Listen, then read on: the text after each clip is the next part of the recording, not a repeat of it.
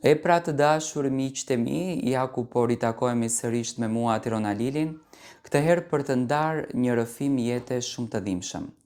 Janë lotët e nënës, është shpirti i nënës si thye, e cila që në momentin kur i biri i saj ka ikur në gurbet, nuk ka marrë atë dashurin që e ka marrë më herët, apo thënë shkurt, kjo nën është haruar, ka mbetur në vetmi, ka mbetur me zemër të thyer.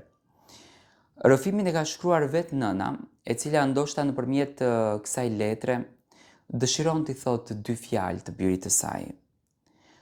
Unë jam një nënë e thjeshtë. Jeta ime nuk ka qenë kur e lehtë.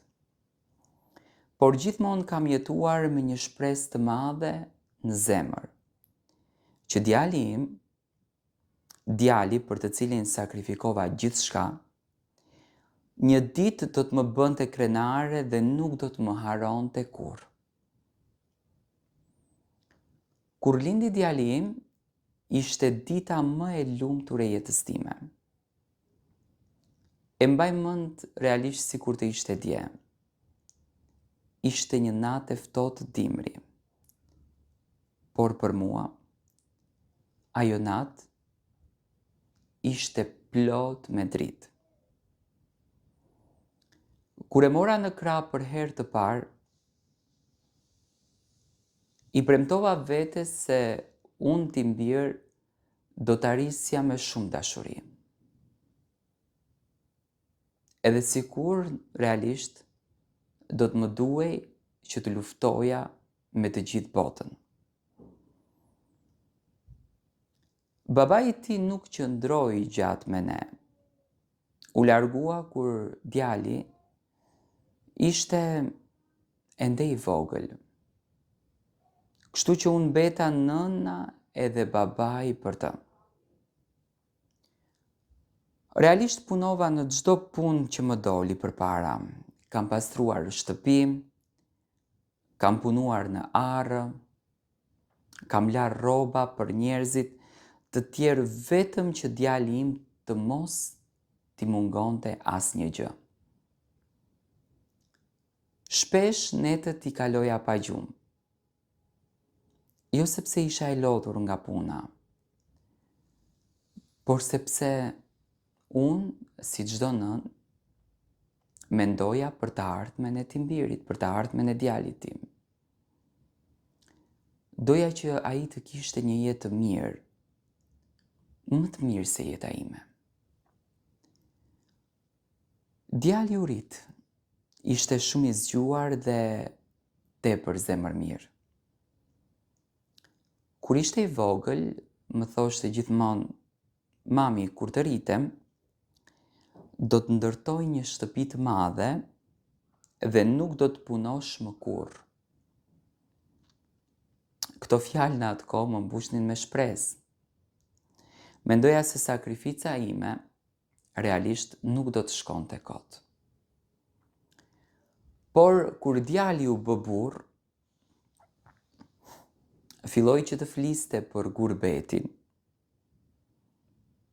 Në fshatin ton, shumë djem po largoheshin jashtë shtetit për të punuar.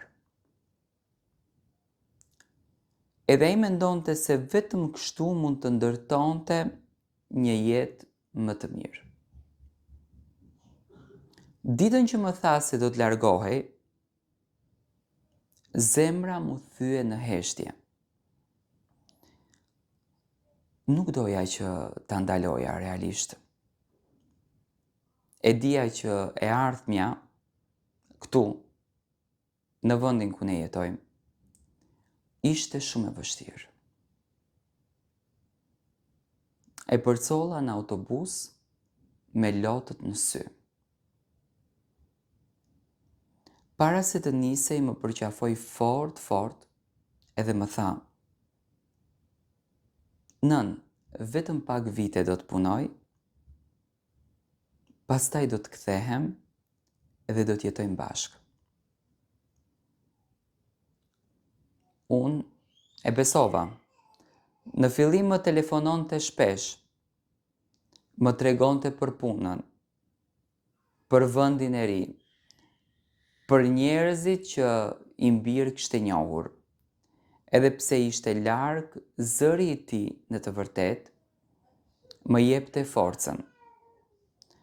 Pastaj një ditë më tha se kishte njohur një vajzë, ishte dashuruar dhe në të vërtetë donte që të martohej me të. Unë nuk gëzova për të. Çdo nënë do të gëzohej kur djali i saj i gjen dashurinë, ëh? Martesa u bë shpejt, nuk munda që të shkoja sepse ishte shumë larg edhe unë nuk kisha asnjë lloj mundësie.